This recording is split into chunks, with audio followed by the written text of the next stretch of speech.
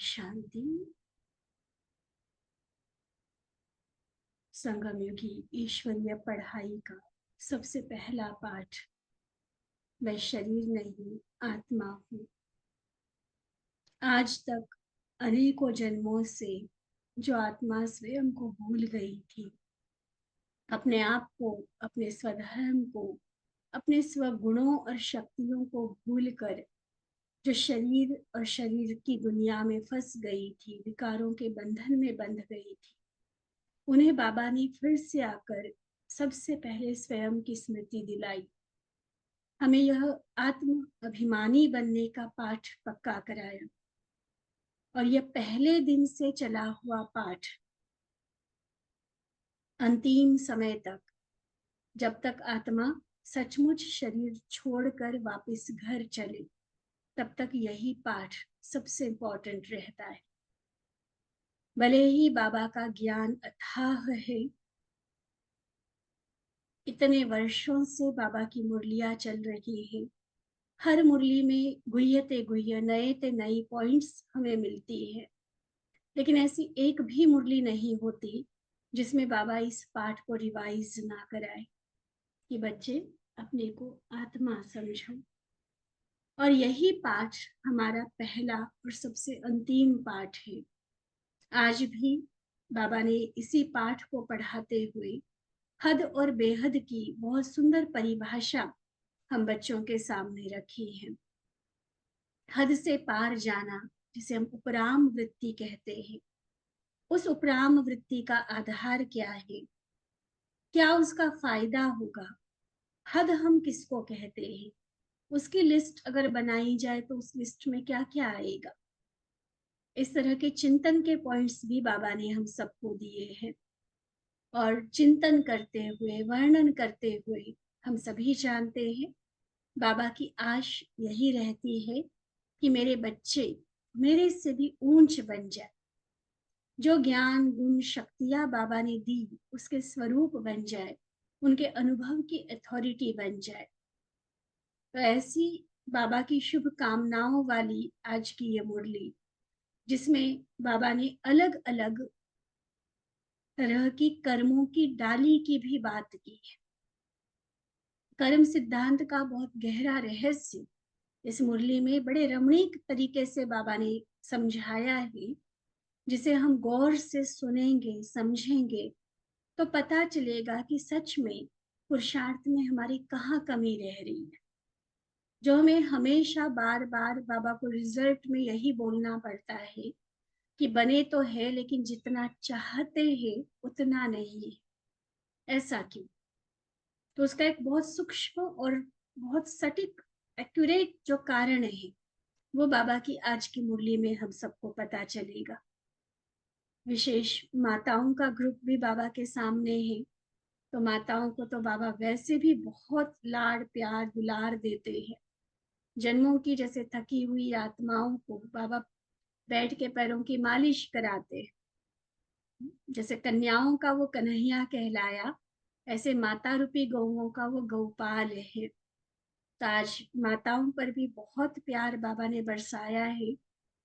तो चलो हम सभी बाबा के सामने अपने आप को उपस्थित महसूस करते हुए प्यारे बाबा के यह मीठे मधुर महावाक्य सुनते हैं। 3 अप्रैल 1983 की बाबा की यह मुरली, जिसका सार है प्रथम और अंतिम पुरुषार्थ। प्रथम और अंतिम पुरुषार्थ। सदा बेहद की स्थिति में स्थित करने वाले सदा कर्मातीत शिव बाबा बोले, ध्यान से सुनेंगे सभी। मैं आत्मा अपने सुप्रीम टीचर प्यारे शिव बाबा से मीठी मीठी शिक्षाएं सुनने जा रही हूँ। तो एक शब्द भी हमारा मिस ना हो, इतनी एकाग्रता से हम मुरली सुनेंगे। बाबा कहे, आज बेहद का बाप बेहद की स्थिति में स्थित रहने वाले, बेहद की बुद्धि, बेहद की दृष्टि, बेहद की वृत्ति, बेहद के सेवाधारी ऐसे बच्चों से, श्रेष्ठ बच्चों से साकार स्वरूप में, साकार वतन में बेहद के स्थान पर मिलने आए हैं। कितनी सारी बेहद बातें बताई बाबा ने, 7 नोट किया। एक, बाबा स्वयं बेहद का, जिस स्थान पर यह मिलन हो रहा है, ये हम सबका बेहद का घर, मीठा मधुबन। ठीक है, तो बेहद का बाबा, बेहद का स्थान।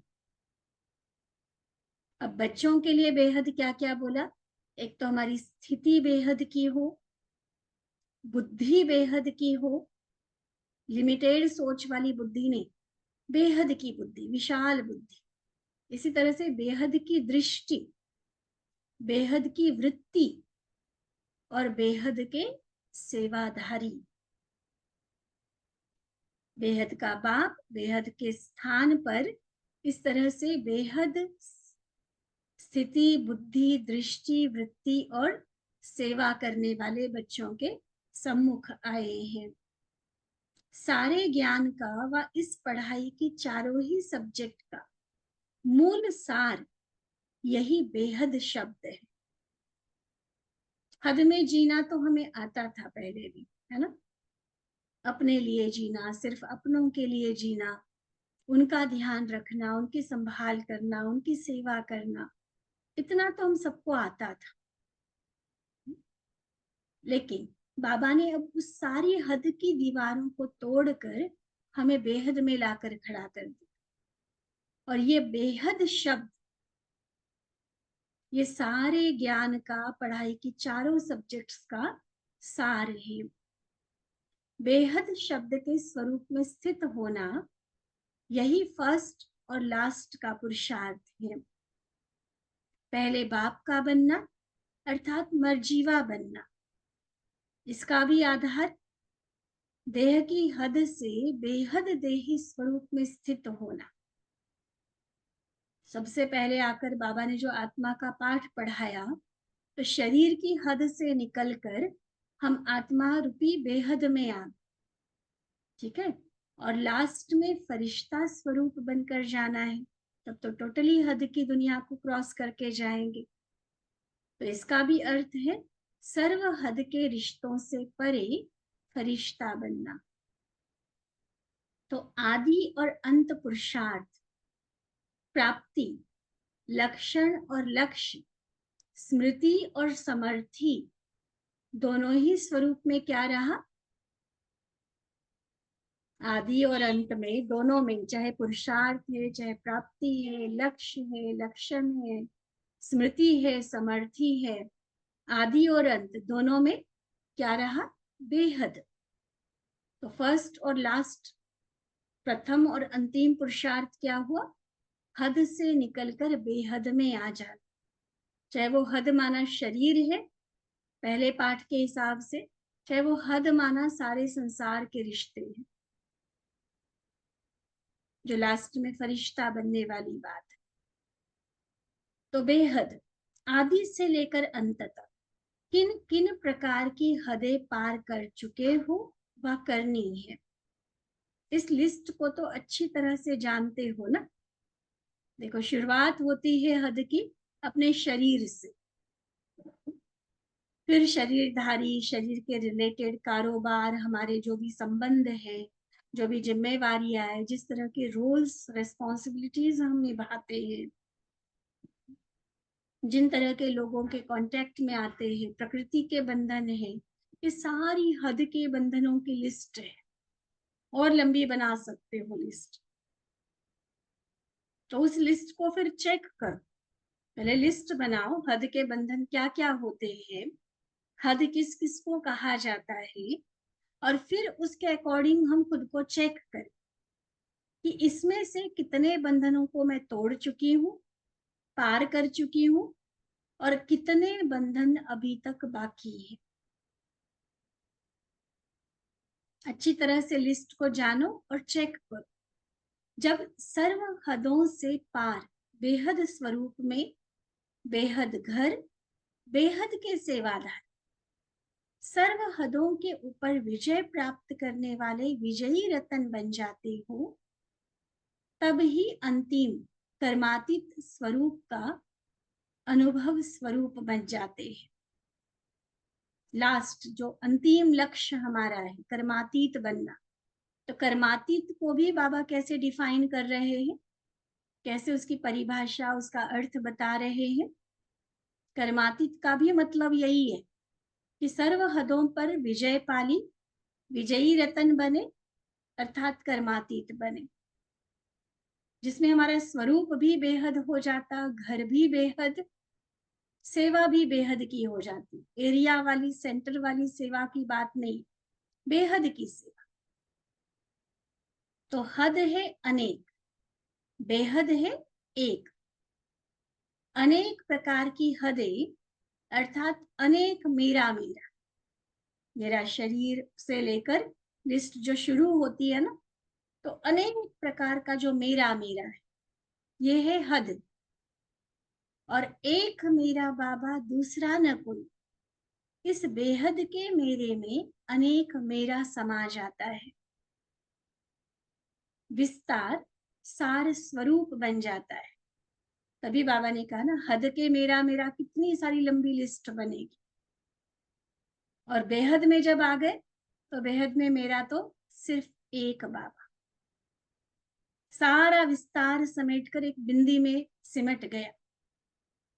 विस्तार मुश्किल होता है या सार मुश्किल होता है? विस्तार में तो भटकती है ना बुद्धि। एक को खुश करो तो दूसरा नाराज हो गया, एक को संभालो तो दूसरा हाथ से निकल गया। विस्तार में तो और ही परेशानी होती है, मुश्किल होता है विस्तार को संभालना। सार बस है ही बिंदी, एक का ही ध्यान देना है बस। तो आदि और अंत का पाठ क्या हुआ? बेहद। इसी अंतिम मंजिल पर कहां तक समीप आए हैं, इसको चेक कर। हद की लिस्ट सामने रख, देखो कि कहां तक पार किया है। आज बाबा खुद लिस्ट नहीं बता रहे, बस हिंट दे दी बाबा ने कि हद माना क्या है। अब बच्चे चिंतन करके उसकी लिस्ट बनाए कि हद हद किन किन बातों में है, हद का मेरापन क्या है, कितने तरह का वो मेरा मेरा है। वो सारा लिस्ट बनाओ और फिर देखो खुद को कि मैंने इसमें से कितनी हदों को पार किया है। लिस्ट का वर्णन करने की तो आवश्यकता नहीं है ना। सबके पास कितनी बार सुनी हुई यह लिस्ट कॉपियों में बहुत नोट है। सबके पास ज्यादा से ज्यादा माल डायरिया व कॉपियां होंगी। जानते तो सभी हो, वर्णन भी बहुत अच्छा कर सकते हो, ज्ञान भी हो, ज्ञानी भी हो, वक्ता भी हो, बाकी क्या रहा? जानते भी हो इसलिए ज्ञानी, दूसरों को सुनाते हो इसलिए वक्ता भी हो। अब रहा क्या? क्या रहा?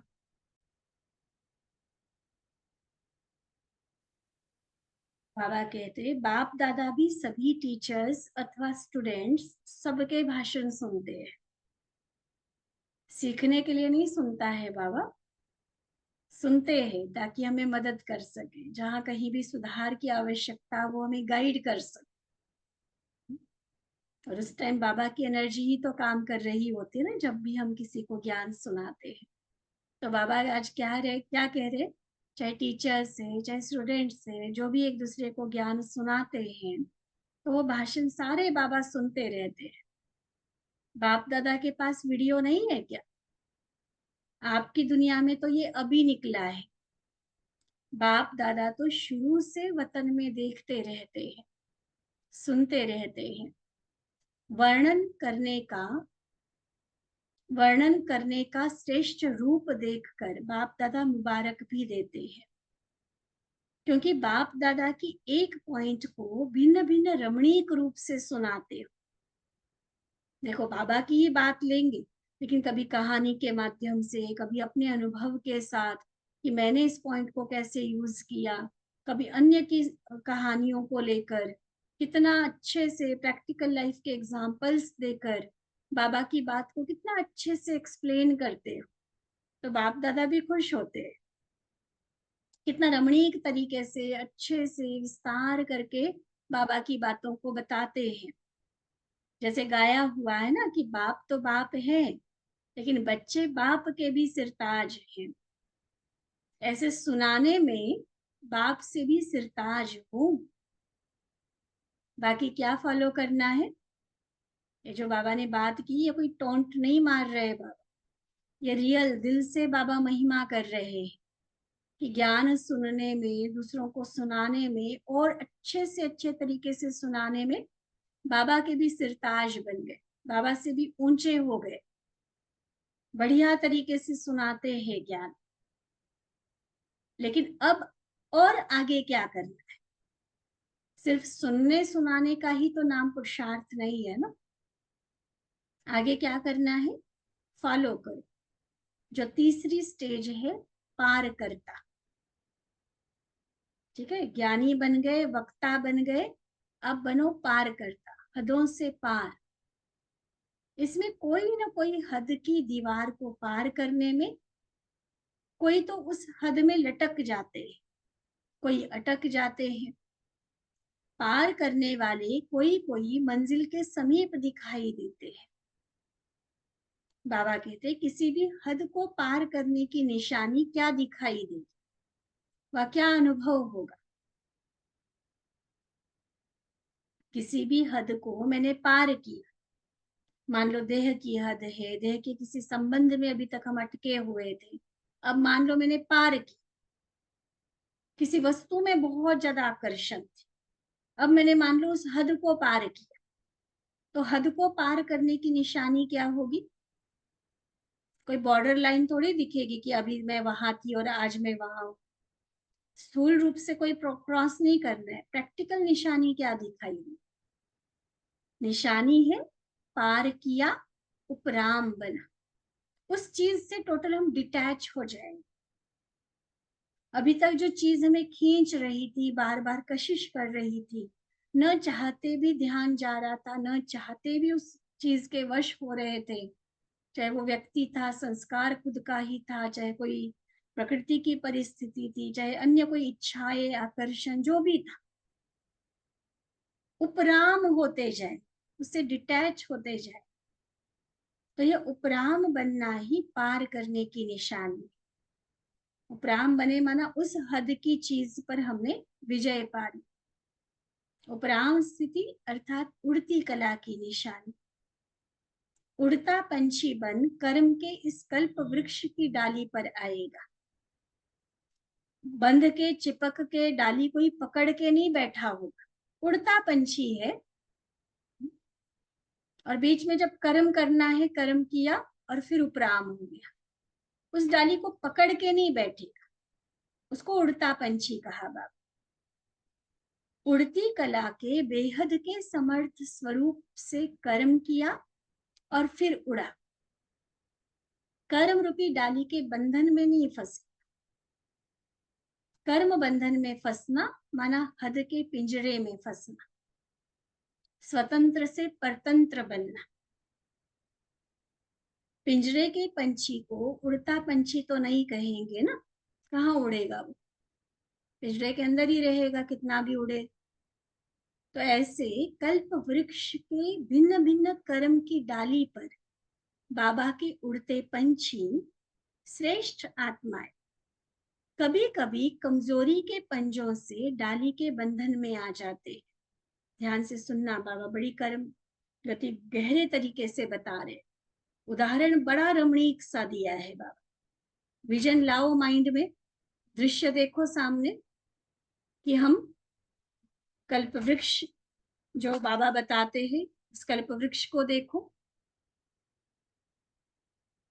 अब उस कल्प वृक्ष की विभिन्न कलर की सुंदर से कल्प वृक्ष की टाल टालियां, और मैं आत्मा पंछी। ये टाल टालियां है अर्थात कर्म, भिन्न भिन्न प्रकार के जो कर्म हम करते हैं, चाहे वो साधारण गृहस्थी वाले कर्म है, सेवाओं के कर्म है, सोशल जो हम सर्कल में आते हैं, समाज में कई लोगों के संपर्क में आते हैं, तब जो सारे कर्म करते हैं, या फिर बाबा के दिए हुए सेवा के रूप में अलौकिक कर्म करते हैं। जो भी कर्म है वो सारी टाल टालियां है, अलग अलग डालियां है। अब मैं उड़ता पंछी कोई भी कर्म करने जब उतर रहा हूं, कोई भी कर्म करने जब मैं नीचे उतर रहा हूं, तो उस कर्म के मैं बंधन में फंसता हूं या डिटैच होकर उस जिम्मेवारी को पूरा करता।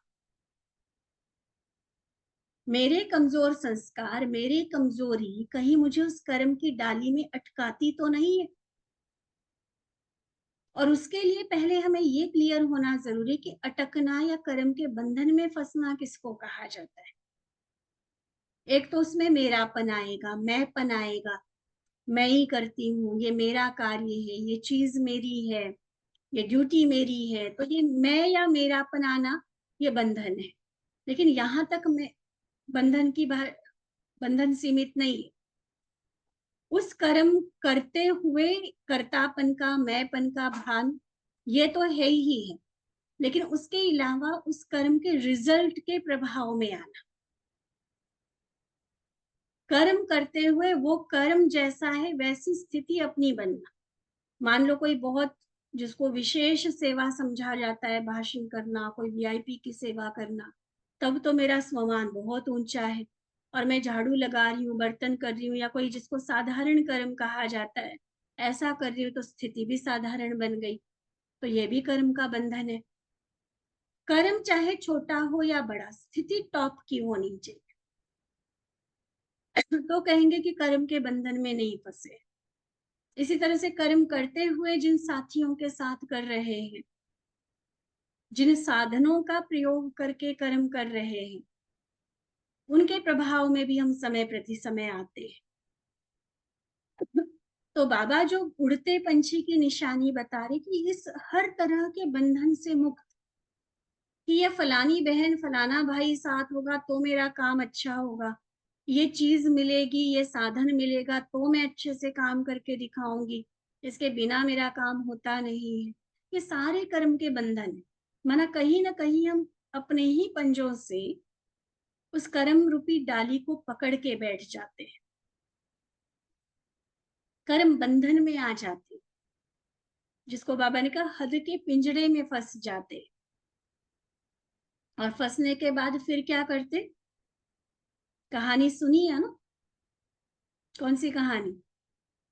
पंछी ने डाली को पकड़ा, कहता है मैं उड़ना तो चाहता हूँ, उड़ना तो चाहता हूँ, खुले गगन में सैर करना चाहता हूँ, लेकिन ये डाली है ना, ये मुझे छोड़ती नहीं है।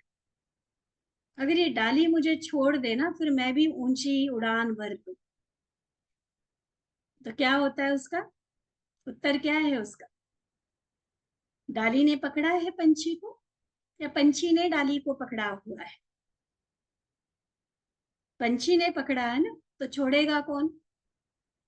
पंछी को छोड़ना पड़ेगा ना। डाली, डाली तो निर्जीव चीज है, डाली तो जड़ है ना, प्रकृति की चीज है, वो थोड़ी हमें पकड़ सकती। हमने पकड़ रखा है अलग अलग कर्म, कर्म के प्रभाव, साधन, चीजें, व्यक्ति, साथी, कई तरह से हम पकड़ के बैठे हुए हैं, अपने ही कमजोर संस्कारों के प्रभाव में आ जाते हैं और फिर सोचते कि ये कर्म मुझे छोड़े, ये जिम्मेवारी थोड़ी हल्की हो जाए, ये परिस्थिति बदल जाए, तब मैं उड़ता पंछी बन। नहीं, बाबा कहते हैं अगर डाली को पकड़ के बैठे हैं, कर्म के बंधन में हैं, तो इसको कहा जाता है कि हद को पार करने की शक्ति कम है। इस कल्प वृक्ष के अंदर 4 प्रकार की डालियां हैं, लेकिन 5वीं डाली ज्यादा आकर्षण वाली है। कल्प वृक्ष का चित्र फिर से सामने लाओ। जैसे सीढ़ी, ऐसे कल्प वृक्ष में भी अलग अलग कलर दिखाए हुए।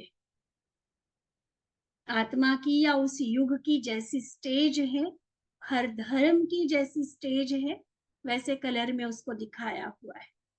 गोल्डन, सिल्वर, कॉपर और आयरन। आज बाबा ने इसी को 4 तरह की कर्म की डालियां बोला। और फिर संगम है हीरे की डाली।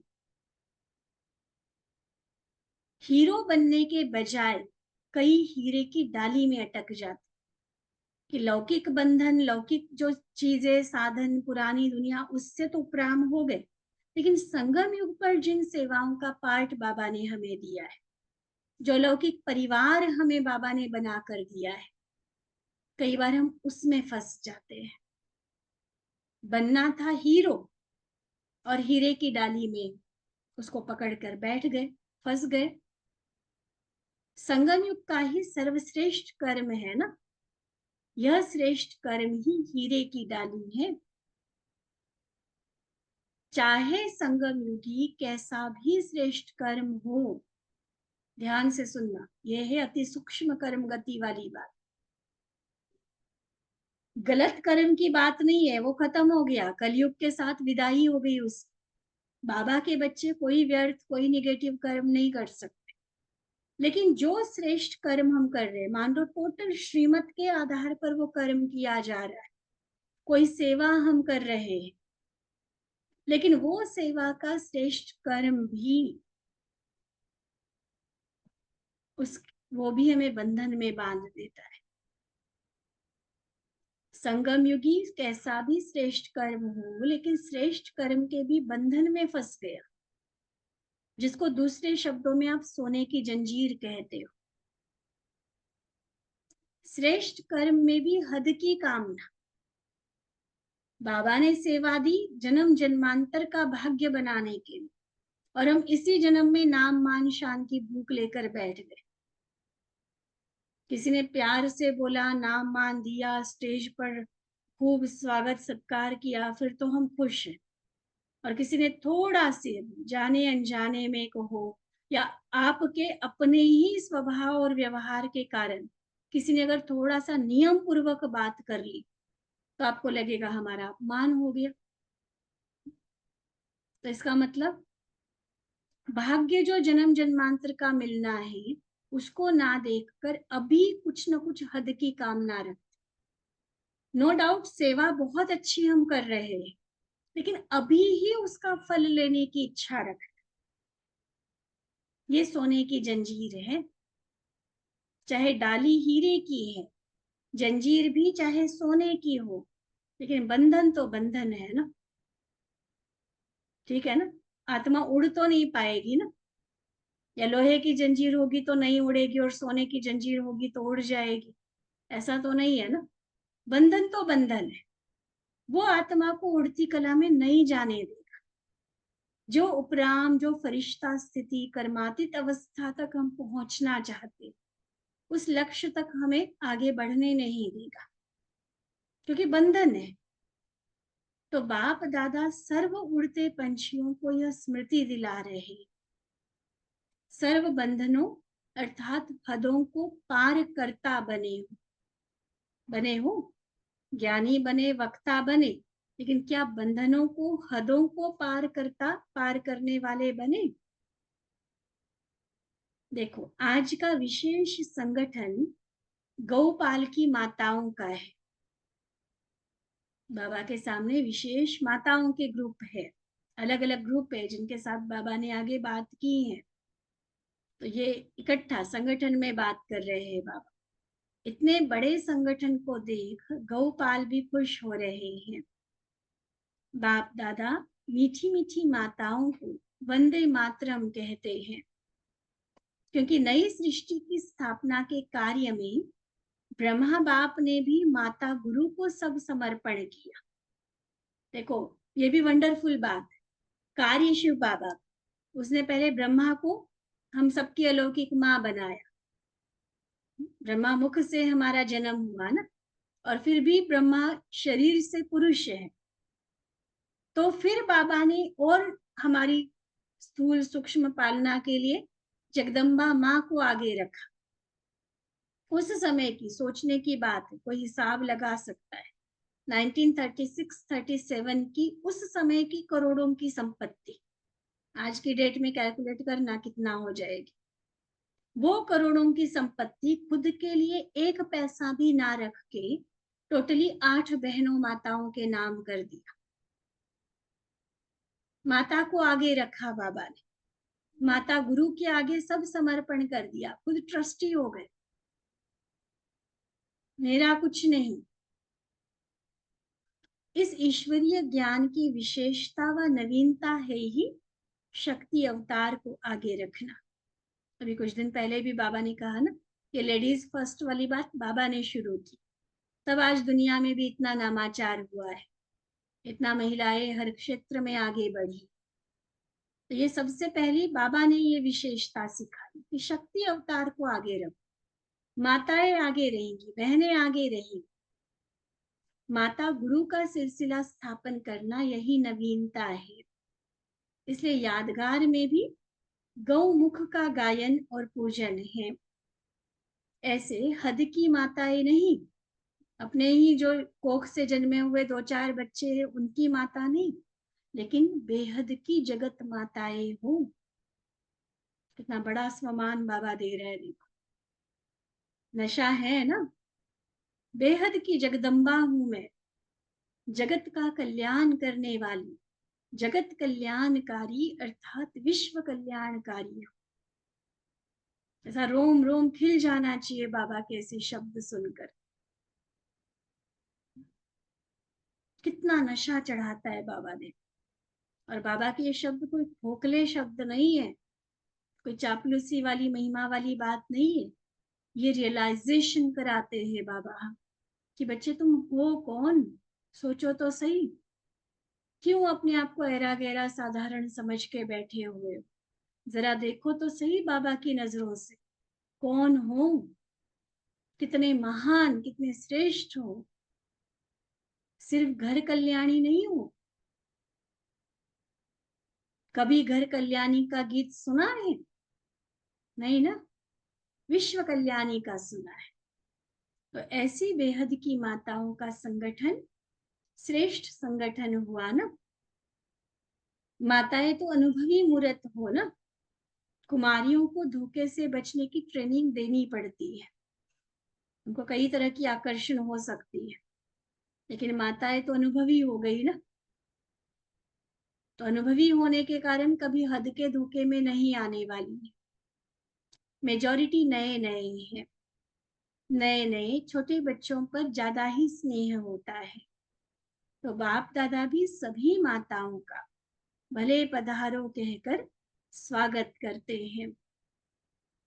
अच्छा, ऐसे सदा बेहद की स्थिति में स्थित रहने वाले, सदा उड़ता पंछी, उड़ती कला में उड़ने वाले, सदा अंतिम फरिश्ता स्वरूप अनुभव करने वाले, सदा बाप समान कर्म बंधनों से कर्मातीत, ऐसे मंजिल के समीप श्रेष्ठ आत्माओं को बाप दादा का याद प्यार और नमस्ते। हम रूहानी बच्चों की रूहानी बाप दादा को दिल व जान सिक व प्रेम से नमस्ते नमस्ते नमस्ते जी। फिर बाबा की ग्रुप में सेवाधारियों के ग्रुप के साथ मुलाकात है, और फिर माताओं के ग्रुप के साथ अलग अलग छोटे छोटे ग्रुप्स में भी बाबा ने मुलाकात की है, जिसको हम अगली क्लास में लेंगे। ठीक है। ओम शांति।